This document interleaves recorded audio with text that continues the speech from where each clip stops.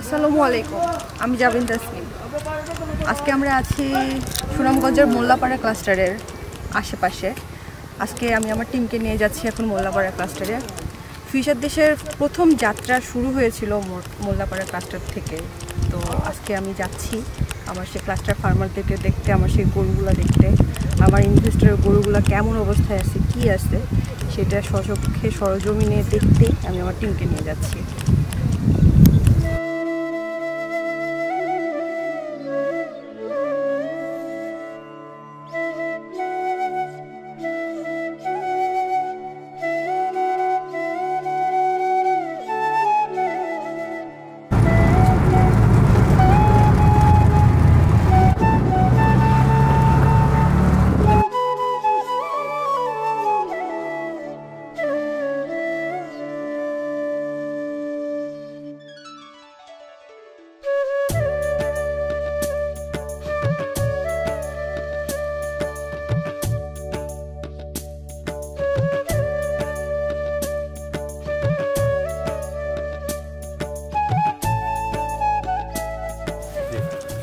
আসসালামু আলাইকুম, আমি সুনামগঞ্জ উপজেলার মোল্লাপাড়া ইউনিয়নের কাস্টার ম্যানেজার সৈয়দ ইশতিয়াক আলী।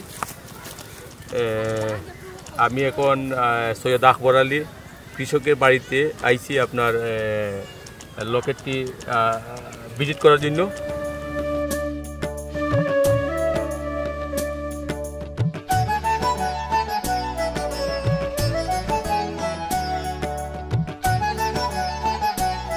চাচার বাসায় আসছি, উনি হাওড়ে আছে মাটির চুলাই, আমরা বলি খ্যার, এই খ্যার দিয়ে রান্না, উনি রান্না করতেছে শুটকি।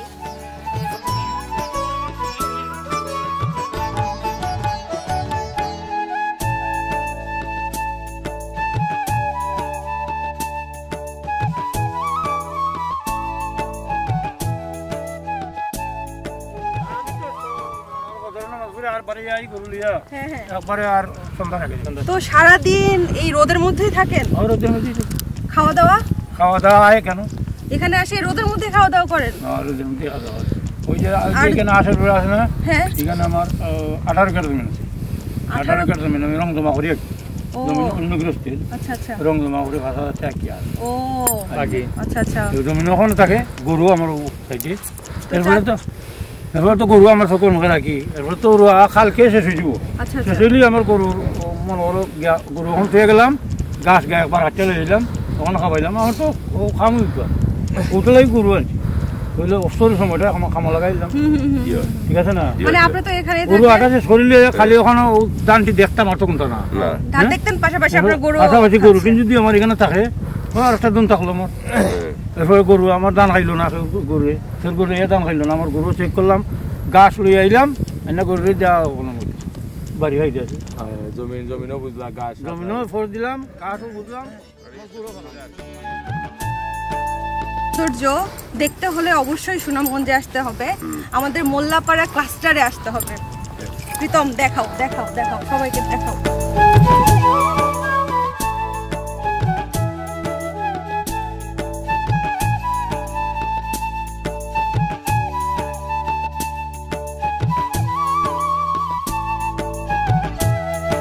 আসসালামাইকুম, আমরা সুনামগঞ্জের কৃষক, আমরা পরিশ্রমিক মানুষ, আমরা পরিশ্রম করতে পারি। আমরা অর্থ সমর্থন কম করি, আমরা কষ্ট করলেও আমরা এরকম আগাইতে পারি না। আপনারা সুনামগঞ্জের বা সিলেটের বিদেশি যারা আছেন, তারা যদি আমরা সাথে থাকেন, আমরা কিছু সহযোগিতা করেন, তো আমরা ইনশাল্লাহ আপনারাও খুশি হবেন, আমরা আগুয়াইতে পারি। আপনারা একে অন্যের যা আগুয়ায় না, তো একে অন্যের ছাড়া হয় না, দুনিয়াতে একে অন্যেরই দরকার। আমরা মনে করি যে আপনারা যারা বিদেশ আছেন, তারা আমরা অঙ্গাঙ্গিতে যদি থাকেন, একটু খিতা করেন, আমরা হেল্প করেন, তা আমরা অর্থনৈতিক সম্বন্ধে একটু হেল্প করলে আমরা আগুয়াইতে পারি। আমরা তখন আপনারা কাছে একটু অনুরোধ করি। সংগ্রামের খরচ কি আমার সংগ্রামের খরচ একটু জ্বর হয় না, কিছু না। 71 আপনি মুক্তিযোদ্ধা? না, মুক্তিযোদ্ধা। তবে এরপরে আমার একটু ওই যে জেলা বডি আমার এরকম চাচা এখন যে আমাদের যে অবস্থা আসছে আপনার কেমন কি মনে হচ্ছে যে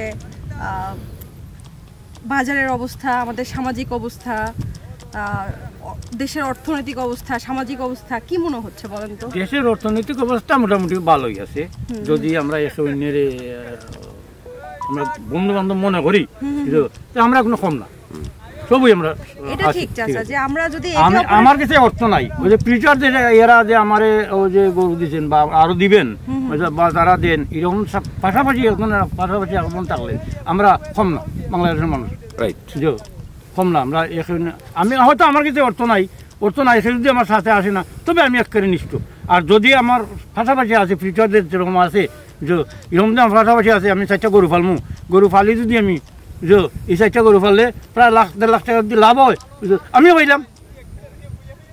পাশাপাশি আমার গৃহস্থ করলাম, যদি 1.5 লাখ টাকা লাভ হয়, আমি পাইলাম। এটা যদি আমি ফিউচার দেশের সাহায্যে আমি পেয়েছি, যে তারা যদি দিত না আমারে, আমি পাইতাম না। তারা দিয়ে নাই, যেমন ফাঁকরি খামটা সুযোগ লাগাইলাম আমি, আমারও লাভ হইল। ধন্যবাদ চাচা, আজকে আমি আপনার কাছ থেকে অনেক কিছু শিখলাম। দোয়া করবেন যাতে আপনার আরো পাশে থাকতে পারি, আপনার যেন ভালো একটা দায়িত্ব নিতে পারি।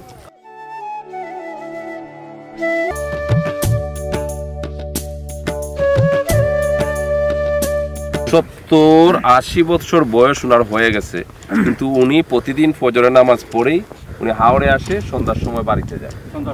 এটা মানে আল্লাহর দান। পরিশ্রম যে কি জিনিস, পরিশ্রম করলে শুধু উপার্জন না, আমাদের স্বাস্থ্যও ভালো থাকে, এটা হলো বিষয়। এই জন্যই আমরা বলে থাকি যে কৃষক বাঁচলে দেশ বাঁচবে।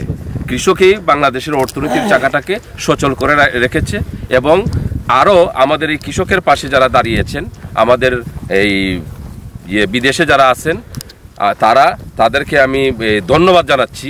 ওনারা বাংলাদেশের অর্থনীতির চাকাটা এমনিতেই সচল রাখছেন। ওনাদেরকে আমরা রেমিটেন্স যোদ্ধা বলি। এই রেমিটেন্স যোদ্ধার কারণে দেশের অর্থনীতি এমনিতেই সচল হচ্ছে। পাশাপাশি আমাদের ফিউচার দেশের মাধ্যমে ওনারা ইনভেস্ট করে আমাদের এই পরিশ্রমী কৃষকদেরকে ভবিষ্যৎটা আরও উজ্জ্বল করার জন্য সামনের দিকে এগিয়ে নিয়ে যাচ্ছেন। সেজন্য আমরা ওনাদেরকে ধন্যবাদ জানাচ্ছি।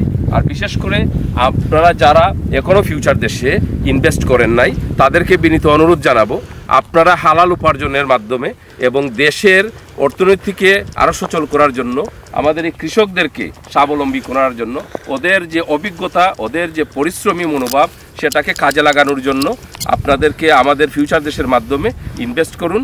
আমাদের কৃষকের পাশে থাকুন, ফিউচার দেশের পাশে থাকুন, বাংলাদেশের পাশে থাকুন। আমরা আছি আমাদের মোল্লাপাড়া ক্লাস্টারে।